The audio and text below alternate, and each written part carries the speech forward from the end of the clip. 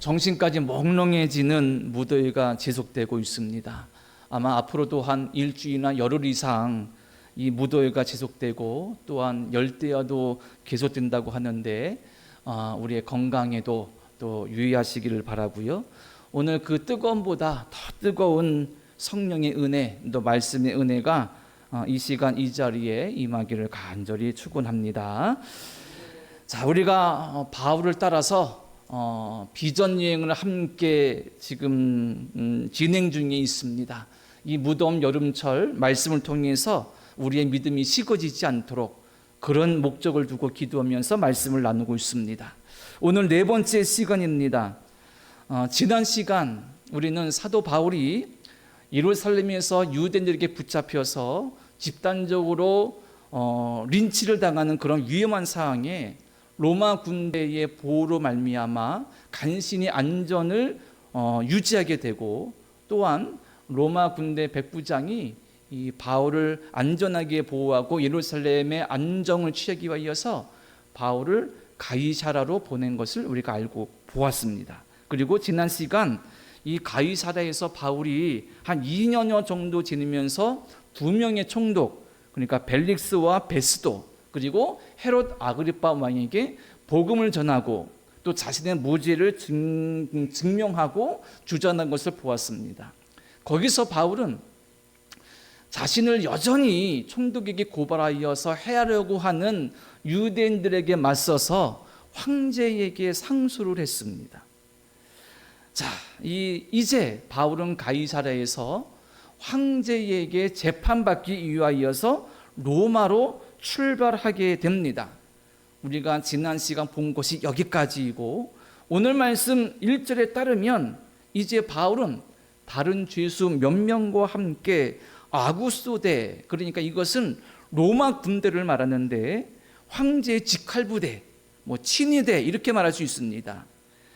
그 아구소대의 백부장 율리오에게 넘겨져서 이송되게 됩니다. 이제 가이사를 출발해서 로마를 향한 바울의 여정이 시작되었습니다.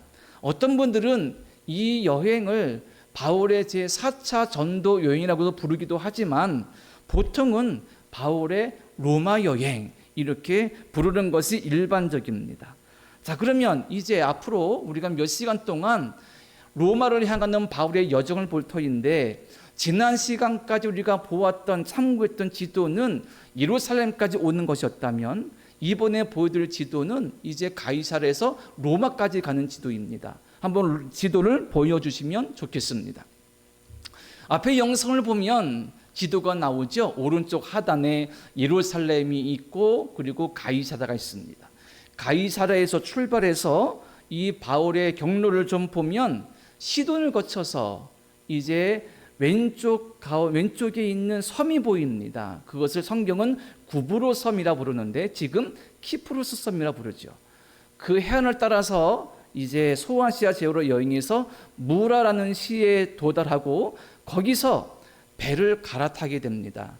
알렉산드리아에서 온 배로 갈아타고 이제 로마를 향하게 되는데, 나와 있는 니도 그리고 살모네를 지나서 이제 라세아 옆에 있는 미항이라는 한 도시에 정박하게 됩니다. 자, 거기에 보면 지도에 보면 라세아, 미항, 베닉스라는 이 글씨가 있는 섬이 있는데 그 섬 전체가 그레데 섬입니다. 지금 이것을 우리가 크레타 섬이라고 부르고 있고요.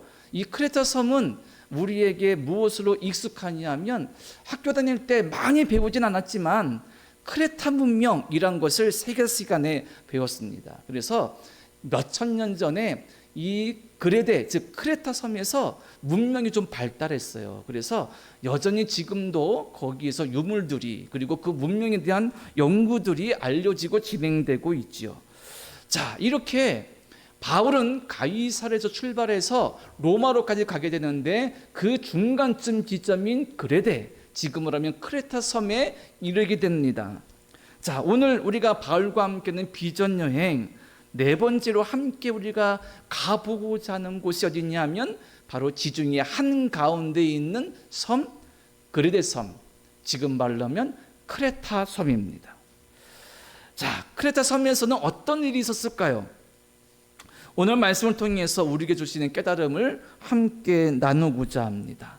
말씀을 사모하시고 좀 피곤하시고 힘드시겠지만 집중하셔서 오늘 말씀을 따라가면 우리에게 귀한 은혜가 또한 될 줄로 믿습니다. 자, 먼저 오늘 1절과 2절의 말씀을 함께 보도록 하겠습니다. 자, 1절과 2절 말씀 제가 읽겠습니다.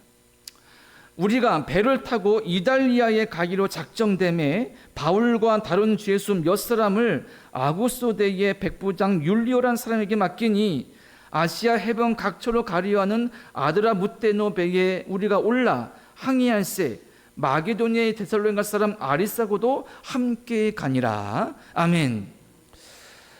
자, 무심코 읽고 지나갈 수 있는데 특히 1절에서 우리가 의미 있게 되새겨야 할 한 표현이 있습니다. 그것은 뭐냐면 첫 단어인 우리가라는 말입니다. 우리가 배를 타고 이달리아에 가기로 작정되매, 이달리아는 이탈리아입니다. 우리가 배를 타고 이달리아로 가게 되매, 자, 우리라는 말은 1인칭 복수형입니다. 둘 이상에 사용되는 말이지요. 사도행전에 이 우리라는 말이 4번 사용되었는데 여기 27장 1절에 마지막 4번째 사용된 말입니다. 자, 사도행전은 누가 기록했을까요? 사도행전은 바울이 기록하지 않았습니다. 사도행전은 말이 조금 재밌지만 누가 기록했냐면 누가가 기록했습니다.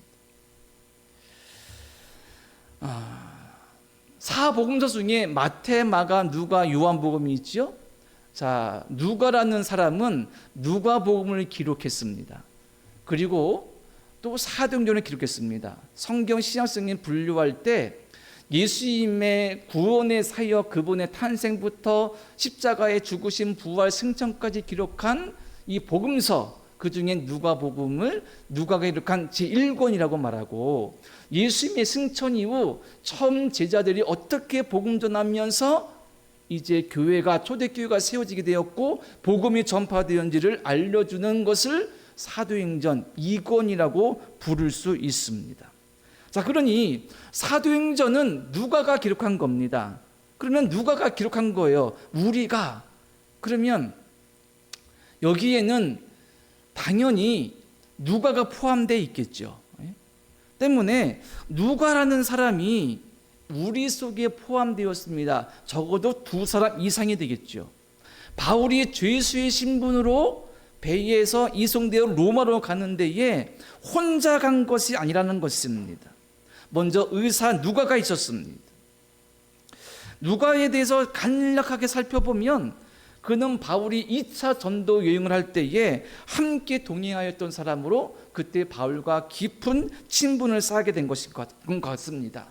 그는 바울이 복음 전파하며 떠날 때에 홀로 빌립보에 남아서 사역 감당하다가 3차 전도 여행 때에 바울이 다시 빌립보 왔을 때에 그와 함께 동행하여서 예루살렘으로 올라온 것 같습니다. 그리고 우리가 보았던 가이사랴에서 있었고 앞으로 보게 될 로마에서도 누가가 바울 곁에 있었던 것으로 추측하고 있습니다. 그는 직업이 의사였습니다. 그리고 그가 이 바울과 함께 여정을 함께 하였기 때문에 사도행전에 보면 바울의 여정을 아주 자세하게 기록하고 있습니다. 그가 바울과 동행했기 때문입니다. 자, 이렇게 누가는 바울이 참 사랑하고 함께했던 동역자였는데 바울은 누가를 부를 때 이렇게 불렀습니다. 사랑을 받는 의사 누가. 그만큼 바울은 누가를 사랑했고 신뢰했던 것입니다. 자, 그런데 2절에 보면 누가가 자신 말고 한 명 더 동행자를 소개합니다. 그것이 누구냐면 아리스다고입니다. 아리스다고는 2절에 나온 것처럼 데살로니가 출신의 마게도니아 사람입니다. 그는 기독교를 개종한 유대인인 것 같습니다. 자, 이 사람이 바울이 로마로 가는 데 함께 있습니다. 적어도 3명입니다. 바울, 그리고 누가, 아리스다고. 어떻게 죄수가 이송되는데 동행이 있을 수 있는가? 아마도 그 당시에는 가능했던 것 같고, 또 백부장이나 총독이 로마 시민권자였던 바울을 배려해서 그렇게 했을 수도 있습니다. 자, 이 아리스다고 하면 한 생각나는 사건인데요. 사도행전 19장에 보면 바울이 에베소에서 전도할 때에 에베소의 그 아데미 신이라는 여신의 그 신성을 만들어서 팔아서 돈을 많이 번 데메드리오라는 사람이 있었습니다. 그 사람이 바울이 와서 복음 전하니까 사람이 만든 것은 다 우상이라고 그러니까 우상 파는 것이 별로 도움이 안 되고 막히니까 화가 나서요, 사람들을 충동질해서 바울 일행을 집단적으로 쫓아내고 폭행하려고 합니다. 에베소에 가면 큰 원형극장, 연극장이 있었는데 사도행전 19장에 보면 그 데메드리에게 사지받은 사람들이 바울의 동역자 가이오와 이 아리스다고를 붙잡아서 연극장에 들어가서 막 폭행하려고 합니다. 그때 바울이 들어가서 그들을 구하려고 하지만 사람들이 말려서 간신히 그 자리를 피하게 됩니다. 그렇게 에베소에서도 함께 있던 사람이 아리스다고였습니다. 자, 이렇게 우리라고 표현된 가운데 세 사람, 바울, 누가, 아리스다고가 로마행에 동행했던 것입니다. 자, 누가와 아리스다고는 바울에게 있어서는 동역자였습니다. 사도 바울은 자신의 서신에서 동역자란 말을 자주 사용했습니다. 대표적인 것 두 군데만 읽어드리면 빌레몬 1장 24절에 보면 또한 나의 동역자 마가, 아리스다고, 데마, 누가가 무언하느니라. 이 빌레몬서 1장 24절에 적어도 오늘 등장하는 두 사람이 바울의 입으로 소개되고 있지요. 나의 동역자 마가, 아리스다고, 데마, 누가가 너에게 문안한다. 동역자였습니다. 로마서 16장 3절에서는 너희가 그리스도 예수 안에서 나의 동역자들인 브리스가와 아굴라에게 문안하라. 브리스가와 아굴라 부부, 이들도 바울에게는 동역자였습니다. 바울의 소원을 우리가 알고 있습니다. 그의 비전을 알고 있습니다. 그는 예루살렘을 방문해서 유대인 동족에게 복음을 전하고 세계 수도인 로마에 가서 복음 전하고 당시 사람들이 땅끝이라 여겼던 서바나, 지금의 스페인까지 복음 전한 것이 그의 소원이었고 비전이었습니다. 하지만 그가 내가 죄수의 신분으로 황제에게 재판받기 위하여서 그렇게 로마로 갈 줄은 그도 예상치 못했을 것입니다. 당시 일반 여행자로도 로마행의 그 여정은 너무나 힘들고 어려운 길이었을 것입니다. 그런데 죄수로서 로마를 가니 얼마나 힘들었었겠습니까? 더군다나 바울의 마음은 한편으로는 내가 왜 이런 처지로 로마에 가야 되지? 이런 생각이 든다면 그는 지칠 수도 있고 실망할 수도 있고 여러 가지 마음속에 고통이 있을 수도 있습니다. 그런데 그 옆에 동역자 누가가 있었고 아리스다고가 있었습니다. 누가와 아리스다고뿐이겠습니까? 바울이 로마로 가는 그 여정을 위해서 기도하는 수많은 성도들, 동역자들이 뒤에서 기도하고 있었을 것입니다. 어쩌면 하나님은 외롭고 실망할 수 있는 로마의 여정에서 바울을 지키시고 바울을 도우시고 바울에 맡긴 사명을 감당할 수 있도록 그 전도 여행에, 그의 여행에 동역자들을 붙여주셔서 격려하며 힘을 합해서 함께 나아가게 하셨던 것입니다.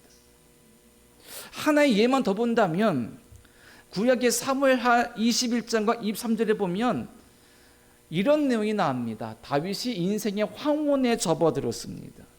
그런데 그가 그 인생을 마무리하는 그 순간에 아주 길게 자기와 함께한 동역자들의 이름을 쭉 열거합니다.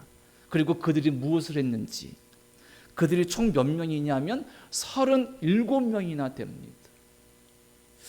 위대한 다윗, 위대한 왕 다윗, 믿음의 사람 다윗. 하지만 그는 우리가 알다시피 흠도 많고 허물도 많은 사람이었습니다.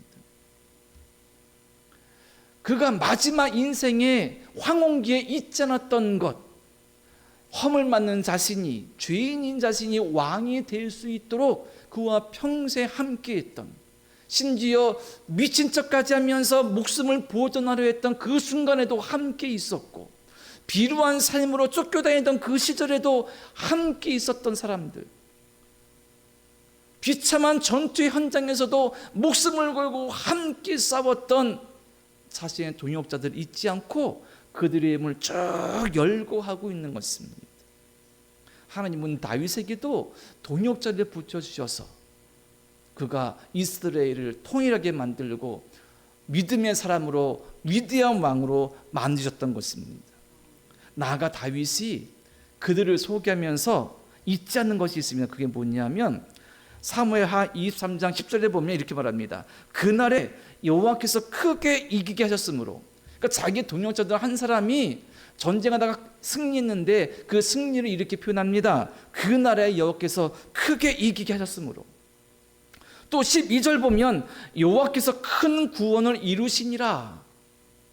다윗이 흠도 많고 실수 많았지만 잊지 않았던 것은 하나님께서 나에게 동역자들을 붙여주셨고 그들을 통해서 함께 승리하고 이기게 하셨는데 그 승리가 하나님께서 주신 것이었고 하나님께로 온 것이었기 때문에 하나님께 영광 돌리고 찬송하는 것을 다윗은 잊지 않고 있었던 것입니다. 자, 그렇습니다. 하나님은 예상하지 못한 모습과 방법으로 로마로 가고 있는 이 바울에게 누가와 아리스타고라는 훌륭한 동역자들을 붙여주셔서 그가 그 길을 잘 갈 수 있도록 은혜를 베풀어 주셨습니다. 늘 목숨에 위협받던 다윗에게도 생사고락을 함께 할 수 있는 동역자들을 붙여주셔서 그가 온전한 통일 이스라엘을 만들게 하고 왕이 되어서 하나님께 영광 돌리게 하셨던 것입니다. 그렇습니다. 중요한 것 동역자입니다. 우리 모두가 동역자입니다. 우리 모두가 동역자인 것을 잊지 말아야 됩니다. 우리는 하나님의 동역자요, 서로 동역자요, 평강교회를 함께 세워가고 지켜가고 섬기는 동역자입니다. 쇠퇴해가는 교회의 현실과 안타까운 상황 속에서도 하나님의 살아계심과 인도하심을 믿고 확신하면서 함께 격려해주고 함께 기도해주고 함께 어깨동무하며 함께 믿음의 길을 함께 가며 사명 감당하여 하나님께 영광 드리는 동역자가 바로 우리 모두라는 사실입니다. 동역자는 특별한 사람만이 아닙니다. 직분이나 성직자만이 아닙니다. 동역자는 예수를 믿고 그주로 고백하는 모든 사람이 함께 할 때 그 영혼들, 그 성도들이 동역자로 고백되어서 힘을 합할 수 있고 하나님께 영광 드릴 수 있는 것입니다. 우리는 서로 동역자가 되어서 여기까지 오게 하신 하나님의 은혜를 잊지 아니하고 방관자가 아닌 주인공으로서 하나님의 주신 사명을 함께 감당해야 될 줄 믿습니다. 그러할 때 우리의 믿음도 세워지고 우리의 신앙 공동체가 세워지고 교회가 세워지며 그로 말미암아 우리의 가정과 우리의 삶이 하나님의 은혜 가운데 세워질 것입니다. 그 은혜를 믿고 확신하면서 우리 모두가 함께 동역자로서 격려하며 기도해주며 함께 울어주고 함께 웃어주면서 함께 힘을 앞에 나아갈 수 있는 우리 모두가 되기를 간절히 축원합니다.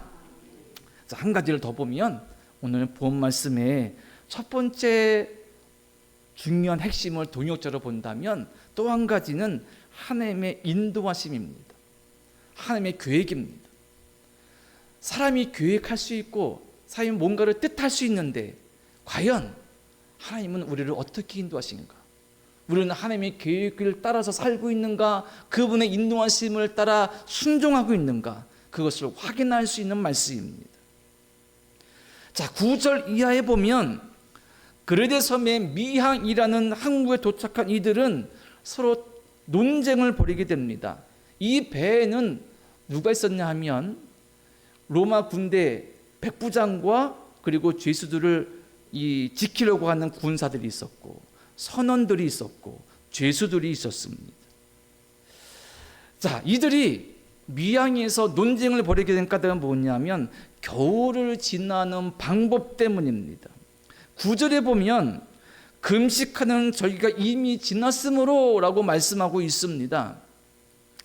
이 금식하는 절기는 뭐냐면 속죄의 날입니다.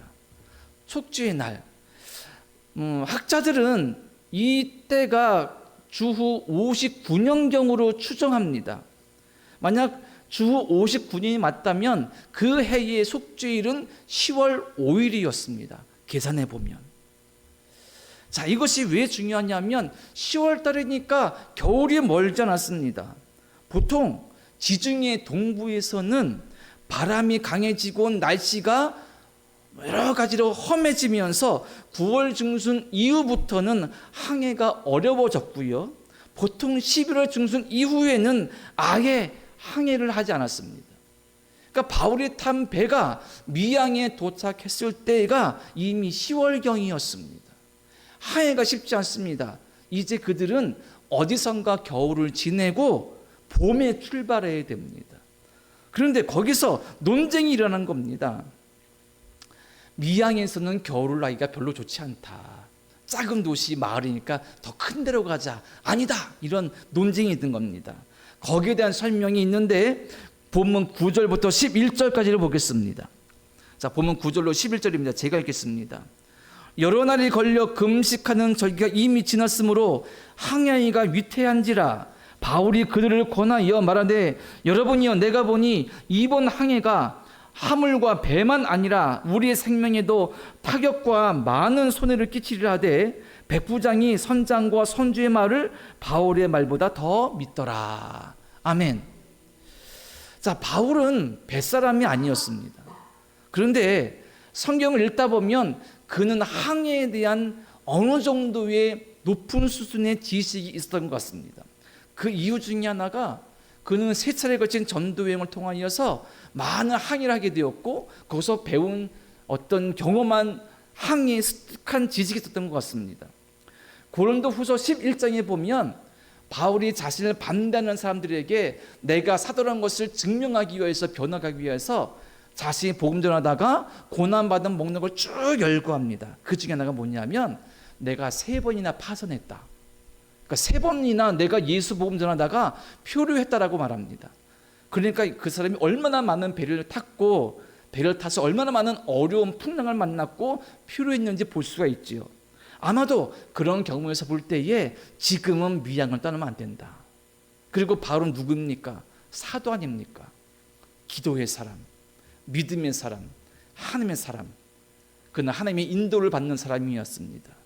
그는 깨달음 가운데 하나님께 응답받아서 지금 미양을 떠나지 않고 여기 있는 것이 낫다라는 거 깨달았을 것이고 확신하여서 백부장에게 말했습니다. 하지만 백부장은 항해 전문가인 선장과 배 주인의 말을 들었습니다. 그래서 그 미양이라는 작은 마을을 떠나서 베니스라는 큰 항구로 가기로 했습니다. 그곳은 겨울을 나기에 더 좋은 장소였기 때문에 그곳으로 가기로 했습니다. 베니스도 그리드의 섬에 있었는데 결국 베니스로 가다가 유라굴로라는 큰 광풍을 만나서 바울이 탄 배는 표류하게 됩니다. 우리는 그것을 다음 시간에 보게 될 것입니다. 제가 만약 백부장이라도 죄수로 이송되는 바울의 말보다는 그 배의 선장과 선주의 말을 더 신뢰할 것입니다. 당연합니다. 전문가의 말을 들어야죠. 하지만 이것은 사람의 생각입니다. 사람의 상식입니다. 사람의 상식과 생각으로는 전문가의 말을 들어야 됩니다. 오늘 이 말씀에서 우리가 깨달아야 될 것은 뭐냐면 하나님의 계획하심과 인도하심입니다. 전문가인 사람보다 경험 많은 사람보다 하나님의 인도하심, 하나님의 계획하심을 알고 깨닫고 순종하고자 하느냐, 그 믿음, 그 깨달음을 이 시간에 생각해야 됩니다. 우리는 과연 기도하면서 내가 아는 것을 우선 내려놓고 하나님의 인도하심을 사모하고 있는지, 내가 아는 것 가운데 하나님께서 역사하시기를 기도하고 있는지, 우리가 우리의 믿음과 우리의 깊은 마음을 돌아봐야 됩니다. 자, 12절과 13절 보겠습니다. 자, 말씀이 이렇게 설명합니다. 그 항구가 겨울을 지내기에 불편하므로 거기서 떠나 아무쪼록 베닉스에 가서 겨울을 지내자 하는 자가 더 많으니, 베닉스는 그리대 항구라 한쪽은 서남을 한쪽은 서북을 향하였더라. 남풍이 순하게 불매 그들이 뜻을 이룬 줄 알고 닷을 감아 그리대 해변을 끼고 항해하더니, 자, 그들이 미양을 떠났습니다. 대다수의 사람들은 여기 미양보다 베니스 가서 겨울을 나는 것이 훨씬 좋다. 그러니 그 배는 미양을 떠나 베니스로 출항했습니다. 때마침 바람도 도와주는 것 같습니다. 13절 보니까 남풍이 순하게 불매, 때마침 바람이 도와주어서, 그 당시에 모든 배는 바람으로 가는 배 아닙니까? 베니스까지 가는 길이 순탄해 보였습니다. 하지만 아닙니다. 어느 순간 그 순풍은 사라지고 배가 뒤집힐 만큼 큰 광풍이 불어서 그 바람에, 그 태풍에 바울이 탄 배는 휘말리고 맙니다. 믿음의 사람, 기도의 사람, 하나님의 사람인 바울은 미양에 머물고자 했으나, 그렇게 하나님의 인도하심을 따르고 인도하심 가운데 있고자 했으나, 사람의 말, 사람의 경험, 뱃사람의 경험을 우선한 사람들은 선장의 말을 따라 출항했다가 큰 어려움과 목숨의 위협에 처하게 된 것입니다. 우리는 누구를 따라야 되겠습니까? 우리는 무엇을 따라야 되겠습니까? 우리가 하나님의 계획과 인도하심을 따라야 된다고 믿는다면, 그러면 그 하나님의 섭리와 계획과 인도하심을 우리가 어떻게 분별할 수 있겠습니까? 빌리그레아 목사님과 함께 사역한 많은 사역자, 동역자들 중에 한국인 여성이 한 분 있었다고 합니다. 그 여성 이름은 킴 윅스라는 여성인데 시각장애인이었다고 합니다. 이 여성은 한국 전쟁 때 실명을 했습니다. 그리고 고아원에서 자랐는데 어느 미군 중사의 도움으로 미국에 가서 대학 공부를 하였고 오스트리아에서 성악 공부를 하여서 훌륭한 성악가가 되었습니다.